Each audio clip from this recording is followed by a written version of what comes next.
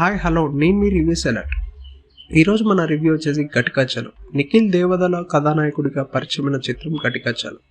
సౌమ్యారెడ్డి ప్రధాన పాత్రలు నటించిన ఈ చిత్రం ఈరోజు ఓటీటీలో విడుదలైంది. మరి ప్రేక్షకులకి ఈ చిత్రం ఏ మేరకు మెప్పించిందో సమీక్షలోకి వెళ్ళి తెలుసుకుందాం.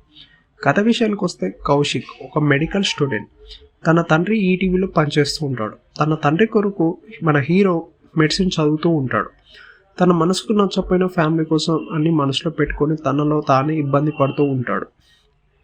ఇలాంటి కౌశిక్ సౌమ్యారెడ్డితో ప్రేమలో పడతాడు, అంటే మన హీరోయిన్. ఆ తర్వాత జరిగిన కొన్ని సిచ్యువేషన్స్ వల్ల దుష్టశక్తి కౌశిక్ని వేధిస్తూ ఉంటుంది. అసలు ఆ శక్తి ఏమిటి, ఎందుకు తన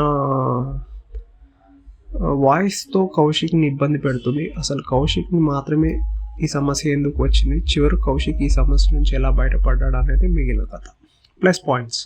ఈ సినిమాకు ప్రధానమైన ప్లస్ పాయింట్స్ అంటే దర్శకుడు అమర్ కోంపల్లి రాసుకున్న స్క్రిప్ట్. కథాకథనంలో కొత్తదనంతో పాటు థ్రిల్లింగ్ అంశాలు అలాగే సస్పెన్స్ను బాగా ఎలివేట్ చేస్తూ అమర్ కోంపల్లి స్క్రిప్ట్ను బాగా రాసుకున్నాడు. కొన్నిసార్లు అయితే హర్రర్ సినిమా చూస్తున్నట్టు అనిపిస్తూనే ప్రతి సన్నివేశంలో సస్పెన్స్ని బాగా చూపించాడు. అదేవిధంగా రెండో భాగంలో స్క్రిప్ట్కి సంబంధించిన మంచి థ్రిల్స్ కూడా బాగా ఆకట్టుకున్నాయి.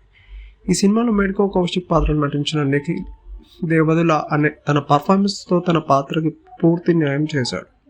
ఒక పక్క ఏం జరుగుతుందో అనే టెన్షన్తో మరియు తనకు వస్తున్న కళలతో భయపడుతూ ఇలా ప్రతి సన్నివేశంలో నిఖిల్ దేవదుల చక్కని నటనతో ఆకట్టుకున్నాడు. నిఖిల్ తన అభినయంతో మరింతగా ఉత్సాహం పెంచాడు. ఇక మిగిలిన నటీనటులు కూడా తమ పాత్రకు పూర్తి న్యాయం చేశారనే చెప్పొచ్చు. Minus points.